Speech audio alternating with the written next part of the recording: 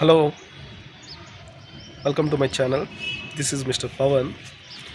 Today I like to explain about Singapore education and what are the job opportunities available and Singapore degree is valid or not and why we choose Singapore only. Singapore గురించి చెప్పాలనుకుంటున్నాను. అందులో విద్యా అవకాశాలు ఎలా ఉంటాయి, Singapore degree ఎట్లా పనిచేస్తుంది, అది వ్యాలిడా కాదా, అసలు సింగపూరే ఎందుకు చూస్ చేసుకోవాలి, ఈ విషయాలు నేను చెప్పాలనుకుంటున్నాను. ముందుగా ఏంటంటే సింగపూర్లో పబ్లిక్ యూనివర్సిటీస్, ప్రైవేట్ యూనివర్సిటీస్ ఉంటాయి. సింగపూర్ అనే కాదు, ఏ కంట్రీస్లో అయినా కానివ్వండి, పబ్లిక్ అంటే గవర్నమెంట్, ప్రైవేట్ అంటే ఇండిపెండెంట్ బాడీస్. అది మనమైనా స్టార్ట్ చేసుకోవచ్చు, మన దగ్గర డబ్బులు ఉంటే మన కంట్రీలో అట్లా అనమాట. ఏంటంటే పబ్లిక్, ప్రైవేట్ యూనివర్సిటీస్.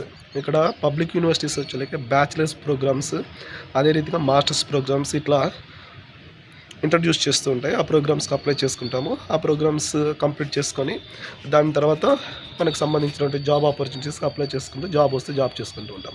ఇక్కడ ఏంటంటే సింగపూర్లో ఎక్కువగా యూనివర్సిటీస్ ఉన్నాయి, అదే రీతిగా కాలేజెస్ ఎక్కువగా ఉంటాయి. Hotel management related courses, logistics related courses, diploma related courses అనేది ఎక్కువగా ఉంటాయి. కాలేజెస్ అయితే నెంబర్ ఆఫ్ కాలేజెస్ ఉంటాయి.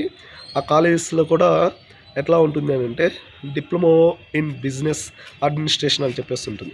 ఆ యొక్క ప్రోగ్రామ్ వచ్చేకి ఎట్లా ఉంటుంది అని అంటే diploma in business administration 1 year program అనుకుంటే ఆ 1 yearలో 6 months వచ్చేలాగే క్లాసెస్ జరుగుతాయి. ఆ 6 monthsలో కూడా వారానికి 3 రోజులు క్లాసెస్ అనేది జరుగుతుంది. ఒక్కొక్కసారి ఒక్కొక్క కాలేజీ వచ్చేలాగే జంబ్లింగ్లో పెడతారనమాట. జంబ్లింగ్ క్లాసెస్ అంటే ఎట్లా అంటే వారంలో 3 రోజులు పాటు కాలేజ్ అనేది జరుగుతుంది. ఆ 3 రోజుల్లో ఎట్లా ఉంటుందంటే ఒక వారము ఉదయము 10 గంటల నుంచి 12 గంటల వరకు జరగవచ్చు. రెండో వారము మధ్యాహ్నము 1 గంట నుంచి 4 గంటల వరకు జరగవచ్చు. అదే రీతిగా ఇంకొక వారం వచ్చేలాకే టైమింగ్స్ 11 to 1 అట్లా వాళ్ళకి నచ్చినటువంటి రీతిగా వాళ్ళు చేంజ్ చేసుకుంటూ ఉంటారనమాట. ఇది జంబ్లింగ్ అంటాము. అది అందరికీ ఐడియా ఉంటుంది, కానీ నేను మళ్ళీ చెప్పాలని అనుకున్నాను, చెప్తున్నాను. సో ఇది జంబ్లింగ్ కూడా జరుగుతూ ఉంటుంది అనమాట. యూనివర్సిటీస్లో జంబ్లింగ్ సిస్టమ్ ఉంటుంది, రెగ్యులర్ క్లాసెస్ జరుగుతూ ఉంటాయి. ఇది ఇంటర్నేషనల్లో ఇలా జరుగుతూ ఉంటుంది. మనకు వచ్చేలాకి ఎట్లా ఉంటుందంటే ఒకే టైమింగ్ అనేది ఫాలో అవటం జరుగుతుంది. అక్కడ ఇంటర్నేషనల్ స్టాండర్డ్స్లో వచ్చేలాగా కొన్ని కాలేజెస్ వారు జంబ్లింగ్, అదే రీతిగా కొన్ని కాలేజెస్ వారు రెగ్యులర్ ఇట్లా ఇస్తూ ఉంటారనమాట. మనకి రెగ్యులర్గా ఇచ్చారు అని అంటే మనం రెగ్యులర్గా కాలేజీకి వెళ్తాము, దానికి రిలేటెడ్గానే మన పార్ట్ టైం జాబ్ అనేది వెతుక్కోవటం జరుగుతూ ఉంటుంది అనమాట. ఇట్లా ఉంటే ఏంటంటే మన స్టడీకి, మన పార్ట్ టైంకి అన్నిటికీ వెసులుబాటు దొరుకుతుంది, కొంచెం సంపాదించుకోవచ్చు, కొంచెం మంచి వరల్డ్ క్లాస్ డిగ్రీ అనేది సంపాదించుకోవచ్చు అనమాట. Next post graduate diploma programs ఉంటాయి. Post graduate diploma in hotel management, అదే రీతిగా logistics and supply chain management, ఇలాంటి కోర్సెస్ ఉంటాయి అనమాట. ఇలాంటి కోర్సెస్లో ఎట్లా ఉంటుందంటే పోస్ట్ గ్రాడ్యుయేషన్ డిప్లొమా వచ్చేలాకే 2 years ఉంటుంది. అందులో వచ్చేలాకే కొన్ని కాలేజెస్ వచ్చేలాకే 18 months ఇస్తాడు క్లాసెస్, 6 months వచ్చేలాకే ఓజేటీ ఇస్తాడనమాట. ఈ 6 months ఓజేటీ అంటే ఆన్ జాబ్ ట్రైనింగ్ లేదా ఇంటర్న్షిప్ అని కూడా అంటాం అనమాట. ఆన్ జాబ్ ట్రైనింగ్కి ఇంటర్న్షిప్ ఏంటంటే ఆన్ జాబ్ ట్రైనింగ్ అన్న ఇంటర్న్షిప్ అన్న రెండు ఒకటే. మన దగ్గర ప్రొనౌన్సియేషన్ ఇంటర్న్షిప్ అంటాము, అక్కడ ఓజేటీ అంటారనమాట. అక్కడ ఓజేటీలో మన మినిమము ఎంత లేదనుకున్నా కానివ్వండి 700 నుంచి 1200 సింగపూర్ డాలర్స్ అనేది మనం ఎర్న్ చేయొచ్చు, అంటే సంపాదించవచ్చు. అంటే ఇప్పుడు సింగపూర్ వాల్యూ వచ్చేలాకి 67 రూపాయలు ఉందనుకోండి, ఆ రీతిగా ఖచ్చితంగా 60+ రూపీస్ అయితే ఉంది. ఇట్లా ఎర్న్ చేసుకుంటూ ఉండొచ్చు అనమాట. కెనడా కన్నా ఎక్కువగానే ఉంటుంది సింగపూర్ అనేది. అదే రీతిగా సింగపూర్ వచ్చేలాకి ప్రపంచంలో అత్యంత సేఫెస్ట్ కంట్రీ. అదే రీతిగా కరప్షన్ ఉండదు, అదే రీతిగా నెక్స్ట్ క్రైమ్ రేటు కూడా ఉండదన్నమాట. ఇందువల్ల ఏంటంటే సింగపూర్ అనేది చాలా డెవలప్ అవుతూ ఉంటుంది. ఇంకొకటి సింగపూర్లో ఉన్నటువంటి ఎడ్యుకేషన్ సిస్టమ్ ఏంటంటే ఇక్కడ డిప్లొమా, అదే రీతిగా పోస్ట్ గ్రాడ్యుయేషన్ డిప్లొమా ఈ కంప్లీట్ చేసుకున్నట్లయితే నెక్స్ట్ ఇమ్మీడియట్గా మనకి ఆపర్చునిటీ అనేది ఓజేటీలో మీ పర్ఫార్మెన్స్ బాగుండి, మీ స్కిల్స్ బాగుండి, మీ కమ్యూనికేషన్ అంతా బాగుంది అనుకుంటే ఆన్ జాబ్ ట్రైనింగ్ 6 months టైంలో వాళ్ళు అబ్జర్వ్ చేస్తూ ఉంటారు మేనేజ్మెంట్ వారు. ఆ మేనేజ్మెంట్ వారు అబ్జర్వేషన్ చేసే టైంలో మీ స్కిల్స్ అన్నీ కరెక్ట్గా ఉంటే మీకు ఈ పాస్ అని చెప్పేసి ఇస్తారు. ఈ పాస్ అంటే ఎంప్లాయ్మెంట్ పాస్ ఇచ్చేసి శాలరీ అనేది తక్కువలో తక్కువ 5,000 సింగపూర్ డాలర్స్గా వాళ్ళు చూజ్ చేసుకొని అందరికీ స్టూడెంట్స్ని రిక్రూట్ చేసుకుంటుంటారు అనమాట. అది మన స్కిల్ మీద ఆధారపడి ఉంటుంది. అందులోనే సింగపూర్ వచ్చేలాకే వరల్డ్స్ రిచెస్ట్ కంట్రీ అనమాట. ఎంత ఆదాయం ఉంటుందో అంత ఖర్చు ఉంటుంది, అదే రీతిగా సంపాదన ఉంటుంది, మిగులు కూడా చేసుకోవచ్చు. అది మన మీద ఆధారపడి ఉంటుంది. అక్కడ పార్ట్ టైం జాబ్ లీగలా ఇల్లీగలా అని చెప్పేస్తానంటే కొన్ని యూనివర్సిటీస్లో వచ్చేలాగా లీగల్గా చేసుకోవచ్చు. కొన్ని యూనివర్సిటీస్ వచ్చేలాగా ఎట్లా ఉంటుంది అని అంటే వాళ్ళు కాలేజ్కి వెళ్ళి వచ్చిన తర్వాత ఫ్రెండ్స్తో ఒకటి టైప్ అయిపోయి వాళ్ళు పంపిస్తూ ఉంటారు. వాళ్ళు ఎక్కువగా ఈ వేర్ హౌస్లో, లాజిస్టిక్స్లో ఇలాంటి వాటిలో జాబ్ చేస్తూ ఉంటారనమాట. ఇది సింగపూర్లో ఉన్నటువంటి ఎడ్యుకేషన్. ఈ నెక్స్ట్ సింగపూరే ఎందుకు చూస్ చేసుకోవాలి అని అంటే సింగపూర్ వచ్చేలాకే సేఫెస్ట్ కంట్రీ, అదే రీతిగా రికగ్నైజ్డ్ డిగ్రీ. నెక్స్ట్ వచ్చేలాకే మీరు వేరే countries UK, Europe, Australia, New Zealand ఈ కంట్రీస్ వెళ్ళాలి అనుకుంటే మీకు ఇంగ్లీష్ కూడా బాగా వచ్చేస్తుంది. ఆ కంట్రీస్కి అప్లై చేసుకోవచ్చు చక్కగా. సింగపూర్కి ఉన్నటువంటి రికగ్నిషన్ వల్ల ఏంటంటే వాళ్ళు ఇమీడియట్గా వీసా రిలీజ్ చేయడం అనేది జరుగుతుంది అనమాట. పాస్పోర్ట్ ర్యాంకింగ్లో కూడా టాప్ 10లో ఉంటుంది సింగపూర్ పాస్పోర్ట్ అనేది. సింగపూర్లో కనుక పాస్పోర్ట్ వచ్చింది అని అంటే ఆ దేశంలో ఉండి ఎవరినైనా మ్యారేజ్ చేసుకొని ఆ కంట్రీలో కనుక మనకు పాస్పోర్ట్ వచ్చి పిఆర్ వచ్చిందా, అసలు ఆ పాస్పోర్ట్ అంత వాల్యూ ఇక ఏ కంట్రీకి ఉండదన్నమాట. కంపేర్ టు అమెరికా అంత హైయెస్ట్ ర్యాంకింగ్లో ఉందన్నమాట, టాప్ 10లో ఉంటుంది. సో సింగపూర్ అనేది ఇందువల్ల అనమాట. నెక్స్ట్ అసలు సింగపూరే ఎందుకు చూస్ చేసుకోవాలి, ఆ సింగపూర్కి సంబంధించి చెప్పేసాను మీకు. యూకేకి వెళ్ళొచ్చు, ఆస్ట్రేలియా వెళ్ళొచ్చు, న్యూజిలాండ్ వెళ్ళొచ్చు అని. మరి యూరోప్ కూడా చెప్తున్నారు, మళ్ళీ సింగపూర్ అంటున్నారు, ఇవన్నీ అంటున్నారు అనుకోవచ్చు.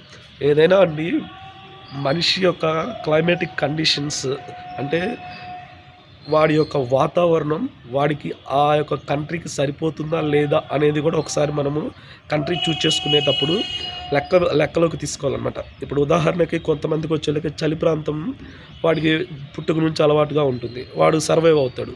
కొంతమంది వచ్చేలాక వెచ్చదనం ఉన్నటువంటి ప్రాంతాల్లో ఉంటాడు, వాడు వెచ్చగా ఎంతైనా ఉంటాడు, చలికి ఉండలేడు. ఒక రకంగా మధ్యస్థమైనటువంటి వాతావరణంలో పెరిగేటువంటి వాళ్ళు ఉంటారు.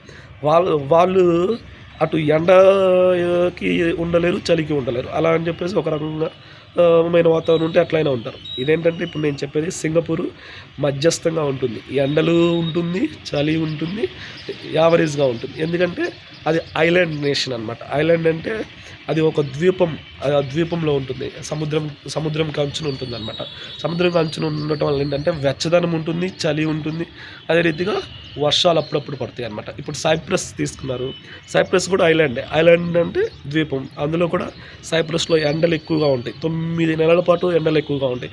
ఒక రిమైనింగ్ 3 నెలలు వాతావరణం అనేది మనకు అనుకూలంగా ఉంటుంది. అందువల్ల ఏంటంటే సింగపూరు అదే రీతిగా సముద్ర తీర ప్రాంతాల్లో ఉన్నటువంటి దేశాల్లో వెచ్చదనం ఉంటుంది.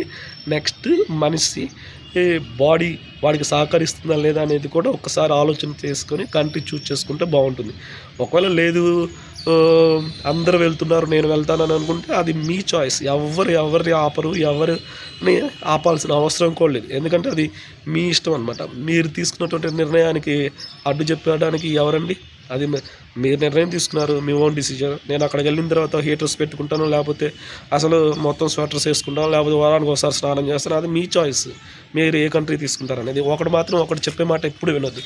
ఈవెన్ నేను చెప్తున్నాను, నేనేంటంటే ఒక్కొక్క కంట్రీకి ఎడ్యుకేషన్ సిస్టమ్ గురించి చెప్తున్నాను, అంతేకాని నేను పలానా కంట్రీనికే వెళ్ళండి అని చెప్పేసి అయితే నేను సజెషన్ చేయట్లేదు. మీకు ఏంటంటే ఇప్పుడు సముద్రానికి ఆనుకున్నటువంటి కంట్రీస్కి వెళ్ళటం వల్ల ఎట్లా ఉంటుందంటే అక్కడ వెచ్చదనం ఉంటుంది. నెక్స్ట్ సింగపూర్ వచ్చేలేకే అసలు ప్రపంచంలో ఉన్నటువంటి అన్ని దేశాలకు సంబంధించినటువంటి విద్యార్థులు సింగపూర్లో చదువుతారు.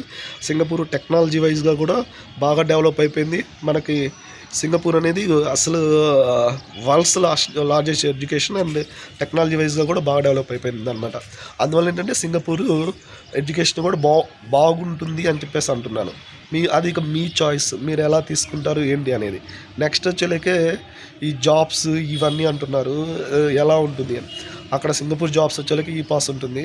ఒకవేళ ఈ పాస్ రాలేదనుకుంటే నెక్స్ట్ వచ్చేలేకే ఎస్ పాస్ అని చెప్పేసి ఉంటుంది. ఎస్ పాస్ అంటే ఏంటంటే ఎంట్రీ పర్మిట్ లాంటిది అనమాట. అదేంటంటే semi skill jobs, blue collar jobs ఇలాంటి వాటికి ఇస్తూ ఉంటారు. మ్యాక్సిమం ఏంటంటే స్టూడెంట్కి సింగపూర్ స్టడీకి అప్లై చేసుకోవడానికి కావాల్సిన డాక్యుమెంట్స్ ఏంటంటే 10th క్లాస్, ఇంటర్మీడియట్, పాస్పోర్టు, అదే రీతిగా కరోనా వ్యాక్సినేషన్ సర్టిఫికేట్, అది మన పాస్పోర్ట్ నెంబర్ తోటి వెబ్సైట్లో డౌన్లోడ్ చేసుకోండి.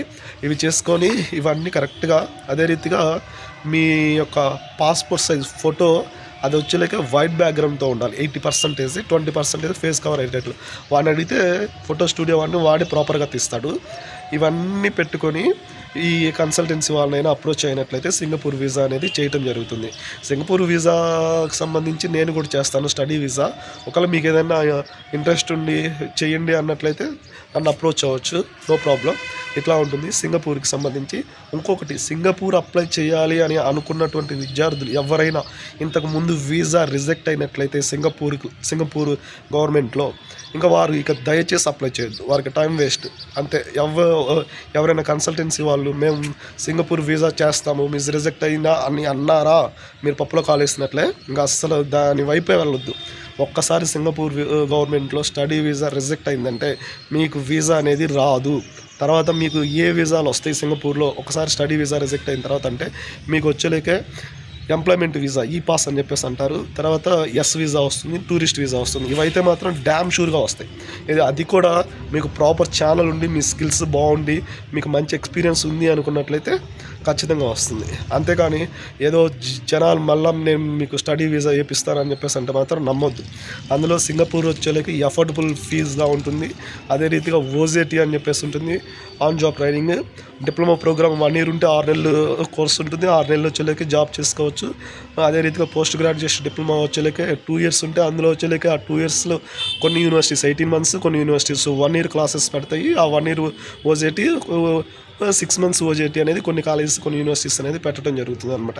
ఇది సింగపూర్ యొక్క ఎడ్యుకేషన్. అదే రీతిగా సింగపూర్లో చదివితే అది వరల్డ్ క్లాస్ డిగ్రీ, అది ఎక్కడైనా గుర్తిస్తారు. నెక్స్ట్ వచ్చేలేక మీరు ఆ సింగపూర్ డిగ్రీస్లో ఇక్కడ వచ్చి ఏదో ఒక ప్రైవేట్ కాలేజీలో ఫ్యాకల్టీగా అయినా కానీ ట్రై చేసుకోవచ్చు. అది ఇక మీ చాయిస్ అనమాట. లేదు సంపాదించుకోవాలనుకుంటే సంపాదన చేసుకొని మీ ఓన్గా బిజినెస్ అయినా చేసుకోవచ్చు. ఇది సింగపూర్ యొక్క విశిష్టత. అదే రీతిగా సింగపూర్లో ఉన్నటువంటి ఎడ్యుకేషన్, సింగపూర్లో జాబ్స్, అదే రీతిగా ఎంత సంపాదన చేసుకోవచ్చు. సింగపూర్ డాలరు కెనడియన్ డాలర్తో ఎక్కువగానే ఉంటుంది ఎప్పుడైనా కానివ్వండి. సో ఇది సింగపూర్ ఉన్నటువంటి విశిష్టత. సో మీరు ప్రతి కంట్రీకి సంబంధించినటువంటి నైబర్ కంట్రీస్ చూసుకోండి. ఇప్పుడు సింగపూర్ నైబర్ కంట్రీ మలేషియా ఉంటుంది.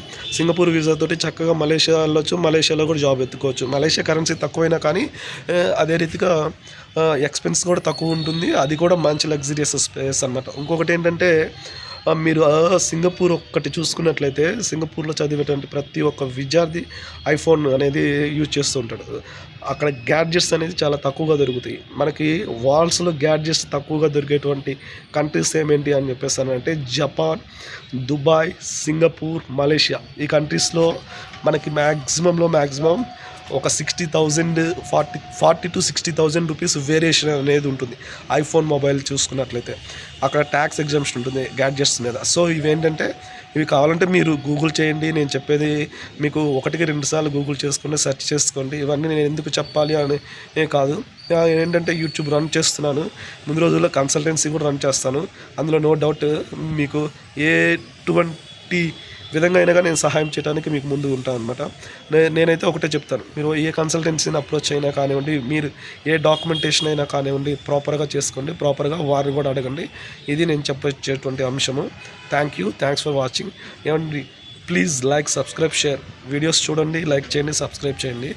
అండ్ మోరోవర్ ఒకవేళ నా ఇన్ఫర్మేషన్ మీకు నచ్చలేదు అనుకుంటే కామెంట్స్ కూడా పెట్టండి, బాగాలేదు అని చెప్పేసి. అదే రీతిగా ఇంకా ఎలా చేయాలనేది కూడా మీరు కనుక నాకు డిక్టేట్ చేస్తారంటే ఆ టైప్లో కూడా నేను చేయడానికి సిద్ధంగా ఉన్నాను. Thank you. Bye. Signing off. Yours Pavan. Thank you.